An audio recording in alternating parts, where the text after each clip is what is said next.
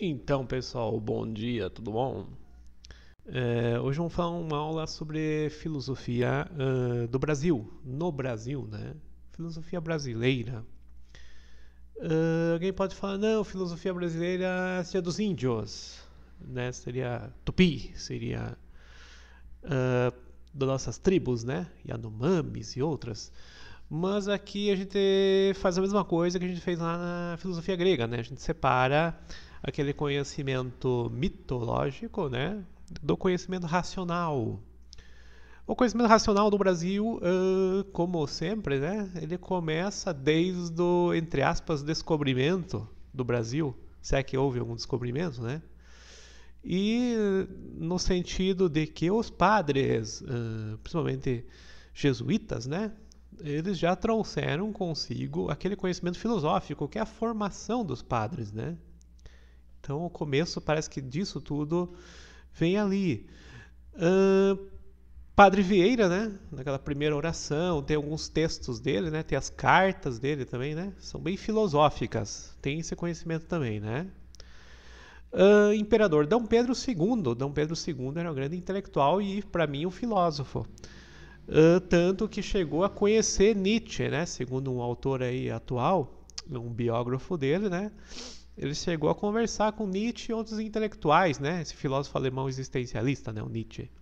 Então, Dom Pedro II conheceu e era um grande tradutor de obras. Ele lia muito, né? Muitos livros ele traduziu e a filosofia fez parte também da vida e do pensamento de Dom Pedro, né? O Brasil era um dos países aí de primeiro mundo na época, a monarquia estava com tudo, né?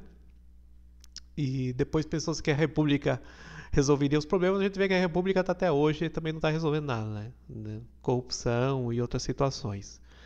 Por outro lado, a república nos deu direitos, né?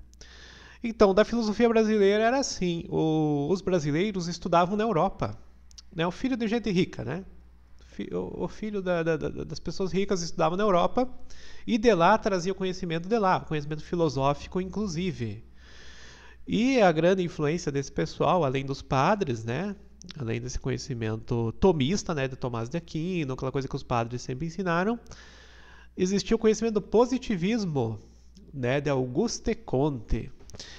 O positivismo ele foi tão forte no Brasil que a nossa bandeira, né, a bandeira do Brasil tem uma frase positivista, né? Inclusive ela foi desenhada, né, com o conhecimento positivista, então, ordem e progresso.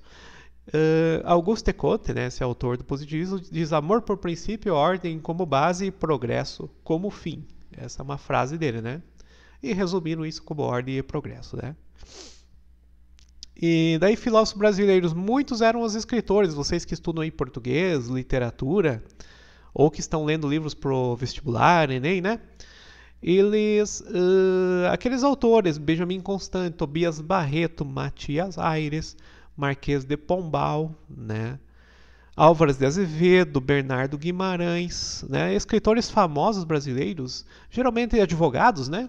Eles eram filósofos também, né? Caio Prado Júnior, Joaquim Nabuco, Rui Barbosa, né? O famoso Rui Barbosa, que era político também, né? Do Senado, Raimundo de Farias Brito, né?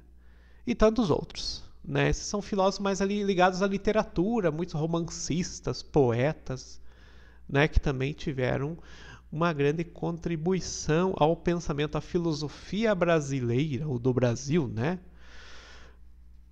Nesse momento positivista.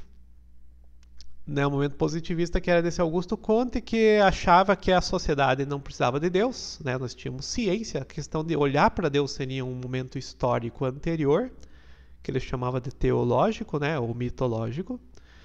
E agora nós estaríamos no momento positivo. Positivo em que sentido? Positivo da ciência. Segundo Augusto Comte, a ciência nos daria respostas para tudo, né? E seria o nosso momento histórico da evolução. Porém, o positivismo do Brasil e outros países tem uma igreja positivista, né? Então não é religioso, mas tem igreja, né?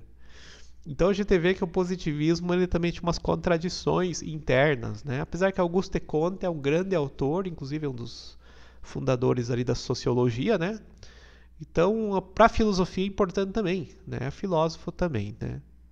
Então tem obras muito interessantes sobre esse catecismo positivista, né? Então todo esse pensamento, e os filósofos ou os intelectuais brasileiros, todos eles estavam nessa corrente, né? E daí a República também surge aí, né? Nesse ambiente positivista, né? Porque a monarquia, o Dom Pedro, eram ligados à igreja, né? A monarquia sempre ligada à religião, ali ao clero. E a República teve essa separação, né? O que não agradou muito os padres. Existia uma questão religiosa no Brasil, certas brigas intelectuais, né? Existiam, claro, muitos padres intelectuais, que seria complexo dar a lista aqui de nomes, né? Porque um famoso é o Frei Caneca, né? Frei Caneca, um dos mais famosos aí, né? E tem tantos outros, né? Da linha da igreja também. A maioria daí tomista, né? De Tomás de Aquino, aquela filosofia que pega Aristóteles e dá uma adaptada com a religião, né? Um conhecimento de Santo Agostinho também, né? E outros pensamentos também, que os padres também não eram atrasados, eles também estavam se atualizando, né? Então, no pensamento mais contemporâneo no Brasil, aí vem o marxismo.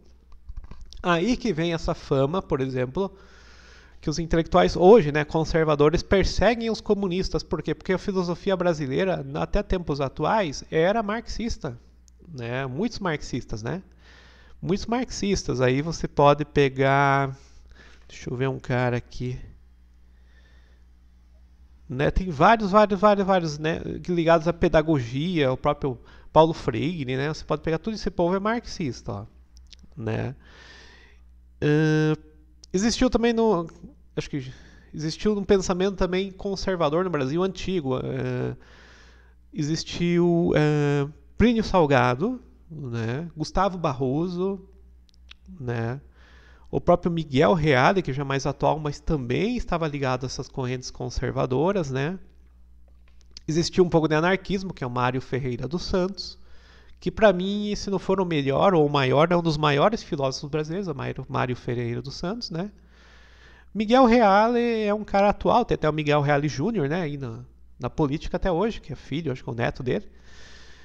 E daí você percebe que aí tem um neocantismo. Então ele usava Kant, né? Lembra o nosso filósofo Kant lá do conhecimento? Miguel Reale usa um neocantismo já, né? Uma influência de Kant, misturado com um pouco de Plínio Salgado, que seria aí a filosofia do integralismo do Brasil, que hoje é condenada como fascismo, né? Mas o próprio Miguel Reale disse que não era fascismo. Tinha algumas coisas, a gente percebe algumas coisas parecidas, né? Conservadoras, mas o fascismo em si talvez não fosse. Existia sim um grupo de integralistas no Brasil que defendia ou apoiava o nazismo, o que é mais confuso ainda, né? Mas aí é grupos, né? Grupos de pessoas em qualquer ideologia apoiam políticas estranhas. Até hoje eu vi empresas de carro e tudo que apoiavam o nazismo. Então isso aí até hoje foi questão histórica do passado, né? Rui Barbosa não precisa nem falar, né? Ligado ao direito, né? O Rui Barbosa com o pensamento dele também um pouco conservador. Leonel Franca, esse que eu falei aí do... Não, Plínio Salgado, que eu falei do integralismo, ele é ligado também à Igreja Católica, né? Um pensamento ultraconservador, aí, direita, né? Católica, né? E aí tem outros pensadores mais atuais. Tem Leonardo Boff, por exemplo, que era um ex-padre, né? Que também é marxista, ou de esquerda, né? Já ambientalista... Globalista, né, moderno, né? Ele já trata de globalização e tudo. Então, tem pensadores mais atuais aí. E os atuais a gente sabe quem são, né? Aquele Karnal, né, o Cortella, né, o Pondé, né, o próprio Olavo de Carvalho, que agora é famoso, né? Então, a filosofia brasileira, ela anda até hoje. Será que dá para chamar esse pessoal mais atual de filósofo, né? Eu acho que não. Mas a gente vê que existe uma produção sempre muito dependente dos estrangeiros. A gente copia lá, copia aqui. É difícil ver algum pensamento. O Olavo de Carvalho tem sobre Aristóteles, né? Algum pensamento original. O Plínio Salgado deve ter outra coisa. O Miguel Reale tem a teoria tridimensional do direito. Né? Cada autor vai ter uma situação, né? Acho que Benjamin Constant, acho que era positivismo ou utilitarismo. Cada um vai ter uma situação aí um pouco original, mas a original mesmo é difícil ter algum pensamento brasileiro, né, pessoal? Sempre é uma cópia ou uma adaptação aí de várias ideologias estrangeiras, né? Talvez o Mário Ferreira dos Santos aí seja um mais original. Existe ainda Pontes de Miranda no direito, existem vários pensadores e filósofos brasileiros, né? Interessantes. Pontes de Miranda tem muitos livros, não sei se é uma centena de livros escritos também, né? Então são autores que têm muito material e a gente vê pouca coisa publicada. O Miguel Pontes de Miranda tem até um comentário à Constituição, né? Acho que de 64 dele ali. 67, né? Constituição de 67. Então, eles comentavam, o Rui Barbosa também comentava leis, constituições. Então a filosofia ligada ao direito, né? Escola de Recife, Escola de São Paulo, né? Faculdade de São Paulo de Direito, que existiam confrarias, então era um grupo bem fechado, né? Existiam até confrarias nessas universidades, né? O estilo alemão mesmo, né? Eles copiavam muita coisa da Alemanha. E assim vai, né, pessoal? E daí curso de medicina e outros, né? Também com as suas fraternidades. Isso antigamente. Hoje a filosofia já não é foco de medicina, né? Mas há algum tempo os intelectuais frequentavam tabacarias, cafeterias e pensavam sobre tudo, né? Hoje você vê mais o pessoal talvez da sociologia, alguém assim, para fazer esses eventos mais críticos é difícil, né? Mas tá bom, essa foi mais uma aula. A gente vai fazer mais uma, né? Umas 2 aulas de filosofia brasileira, só para talvez Miguel Reale ou falha mais, né, que seria um filósofo brasileiro mais atual, filosofia do direito, filosofia, né, de alguns outros pensadores, aí talvez a gente explore algum.